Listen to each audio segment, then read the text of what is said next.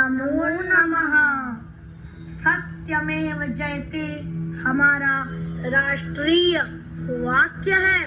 इसी संदर्भ में महाराज युधिष्ठिर ने पितामह भीष्म से सत्य के लक्षण, स्वरूप और महिमा का वर्णन सुनने का प्रसंग लिया था। उस प्रसंग को मैं सामंत एवं मेरे सखा सक्षम आपके समक्ष प्रस्तुत करते हैं। वह इस प्रकार है। युधिष्ठिर उवाच सत्यं धर्मं प्रशंसन्ति विप्रर्षि पितृदेवता सत्यमिच्छाम्यहं श्रोतुं तन्मे ब्रूहि पितामह। अर्थात महाराज युधिष्ठिर ने पूछा, पितामह भीष्म ब्राह्मण, ऋषि, पितर और देवता ये सब सत्य भाषण रूप धर्म की प्रशंसा करते हैं। अतः अब मैं यह सुनना चाहता हूँ कि सत्य क्या है, उसे मुझे कृपया कर बतलाइए। सत्यम किम लक्षणम राजन कथम वा तदवाप्यते सत्यम प्राप्य भवेत् किम च कथम चैवा तदुच्यताम्। राजन, सत्य का क्या लक्षण है, उसकी प्राप्ति कैसे होती है, सत्य का पालन करने से क्या लाभ होता है और कैसे होता है, यह मुझे बताइए। भीष्म उवाच चातुर्वर्णस्य धर्माणां संकरो न प्रशस्यते अविकारितमं सत्यं सर्ववर्णेषु भारत। पितामह भीष्म ने कहा, हे भरत नंदन, ब्राह्मण आदि चारों वर्णों के जो भी धर्म है उनका परस्पर सम्मिश्रण अच्छा नहीं माना जाता। निर्विकार सत्य सभी वर्णों में प्रतिष्ठित है। सत्यम शतसु सदा धर्मः सत्यम धर्मः सनातनः सत्यमेव नमस्येत सत्यम ही परमा गतिः। सत्पुरुषों में सदा सत्य रूप धर्म का ही पालन हुआ है। सत्य ही सनातन धर्म है। सत्य को ही सदा सिर झुकाना चाहिए, क्योंकि सत्य ही जीव की परम गति है। सत्यम धर्मस्तपो योगः सत्यम ब्रह्म सनातनम सत्यम यज्ञः परः प्रोक्तः सर्वं सत्ये प्रतिष्ठितम्। सत्य ही धर्म है, तप और योग है। सत्य सनातन ब्रह्म है। सत्य को ही परम यज्ञ कहा गया है तथा सब कुछ सत्य पर ही टिका हुआ है। आचाराणि सत्यस्य यथा वदनुपूर्वसः लक्षणं च प्रवक्ष्यामि सत्यस्येह यथा क्रमम्। अब मैं तुम्हें क्रमशः सत्य के आचार और लक्षण ठीक ठीक बताऊंगा। प्राप्यते च यथा सत्यं तच्च श्रोतुमिहार्हसि सत्यं त्रयोदशविधं सर्वलोकेषु भारत। साथ ही यह भी बता देना चाहता हूँ, हे युधिष्ठिर, उस सत्य की प्राप्ति कैसे होती है तुम ध्यान देकर सुनो। भरत नंदन, संपूर्ण लोकों में सत्य के 13 भेद बतलाए गए हैं। सत्यम च समता चैव दमश्चैव न संशयः अमात्सर्यं क्षमा चैव स्थितिक्षानुसूयता त्यागो ध्यानमधार्यत्वं धृतिश्च सततं स्थिरा अहिंसा चैव राजेन्द्र सत्याकारस्त्रयोदश। राजेंद्र, सत्य, क्षमता, दम, मत्सरता का अभाव, क्षमा, लज्जा, तितिक्षा, अनसूया, त्याग, परमात्मा का ध्यान, आर्यता, निरंतर स्थिर रहने वाली धृति तथा अहिंसा, ये 13 सत्य के ही स्वरूप है, इसमें संशय नहीं है।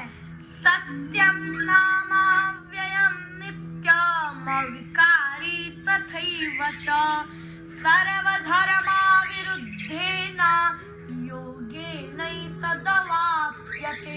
नित्य, एक रस, अविनाशी और अविकारी होना ही सत्य का लक्षण है।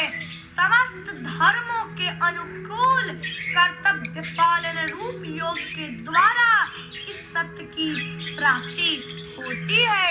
आत्मनिष्ठे तथा निष्ठे रिपौच समता तथा इच्छा द्वेष क्षयं प्राप्य काम क्रोध क्षयं तथा। अपने प्रिय मित्र में तथा अप्रिय शत्रु में भी समान भाव रखना समता है। इच्छा, राग, द्वेष, काम और क्रोध को मिटा देना ही समता की प्राप्ति का एकमात्र उपाय है। तमो नान्यस्पृहा नित्यं गांभीर्यं धैर्यमेव च अभयं रोगशमनं ज्ञानेनैतदवाप्यते। किसी दूसरों की वस्तु को लेने की इच्छा न करना, सदा गंभीरता और धीरता रखना, भय को त्याग देना, मन के रोगों को शांत कर देना, यह दम का लक्षण है। इसकी प्राप्ति ज्ञान से होती है। अमात्सर्यं बुधा प्राहुर्दाने धर्मे च संयमः अवस्थितेन नित्यं च सत्येन मत्सरी भवेत्।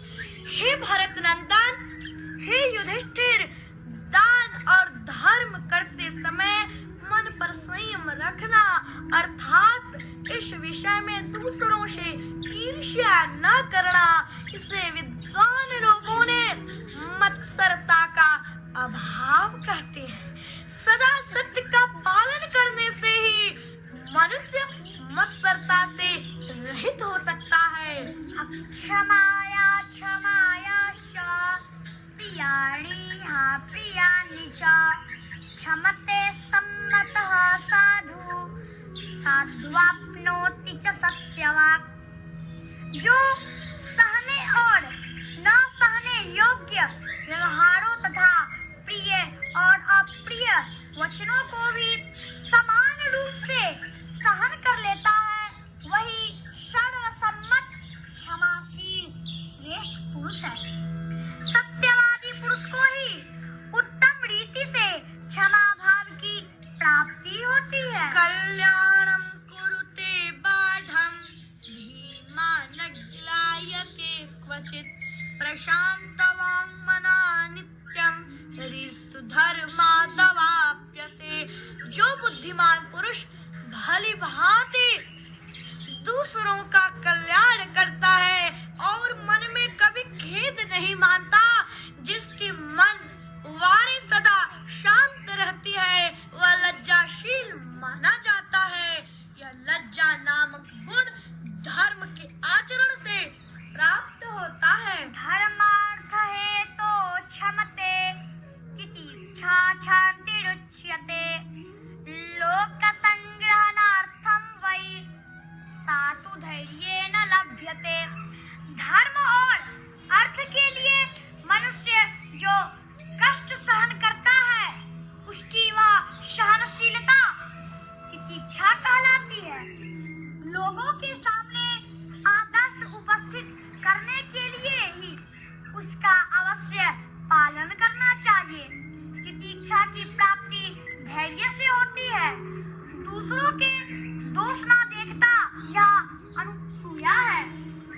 त्यागः स्नेहस्य यत्यागो विषयाणां तथैव च रागद्वेषप्रहीणस्य त्यागो भवति नान्यथा। विषयों की आसक्ति का जो त्याग है वही वास्तविक त्याग है। राग द्वेष से रहित होने पर ही त्याग की सिद्धि होती है, अन्यथा नहीं।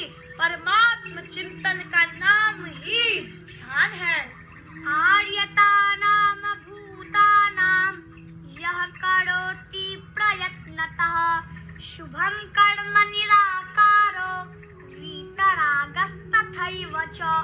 जो मनुष्य अपने को प्रकट न करके प्रयत्न पूर्वक प्राणियों की भलाई का काम करता है, उसके उस श्रेष्ठ भाव और आचरण का नाम ही आर्यता है। यह आसक्ति के त्याग से प्राप्त होता है। धृतिर्नाम सुखे दुखे यथा नाप्नोति विक्रियां तां भजेत् सदा प्राज्ञो य इच्छेत् भूतिमात्मना।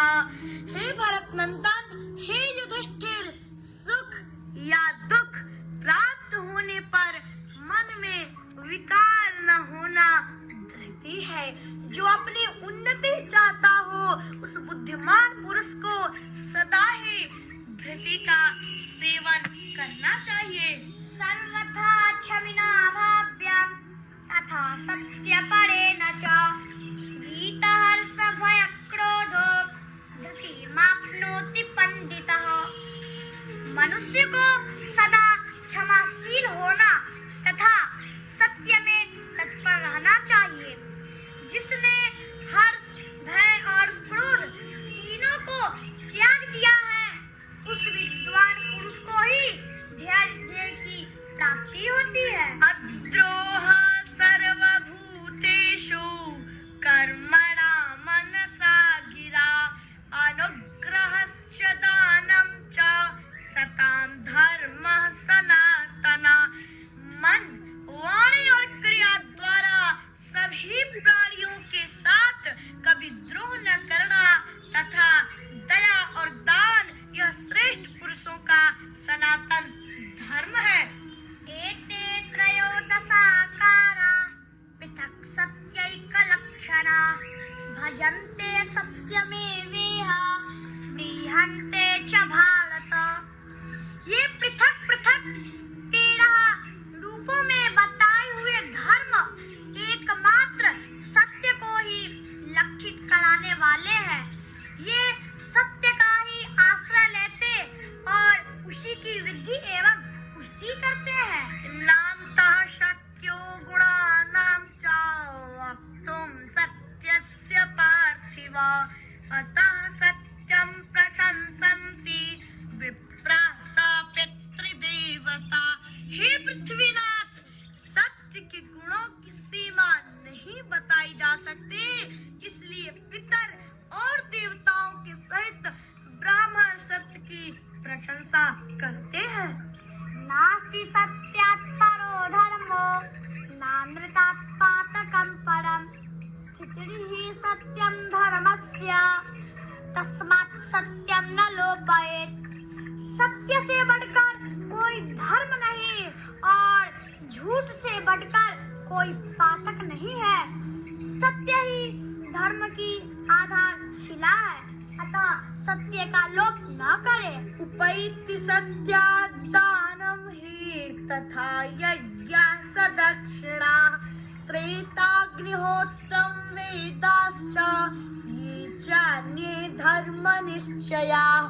हे भरत नंदन, हे पुरुष नंदन, हे पृथ्वीनाथ युधिष्ठिर, दान का, दक्षिणाओं सहित यज्ञ का, त्रिविध अग्नियों में हवन का, वेदों की स्वाध्याय का तथा अन्य जो धर्म का निर्णय करने वाले शास्त्र हैं, उनके भी अध्ययन का फल मनुष्य सत्य से प्राप्त कर लेता है। अश्वमेध सहस्त्रम च सत्यम च तुलयाधृतम् अश्वमेध सहस्राध्वे सत्यमेव वशिष्यते। यदि एक ओर 1000 अश्वमेध यज्ञों को और दूसरी ओर एकमात्र सत्य को तराजू पर रखा जाए तो 1000 अश्वमेध यज्ञों की अपेक्षा सत्य का ही पलड़ा भारी होगा। हम सभी ने आपके समक्ष सत्य की महिमा स्वरूप का वर्णन किया है। इसी के साथ सर्वेभ्यो नमो नमः।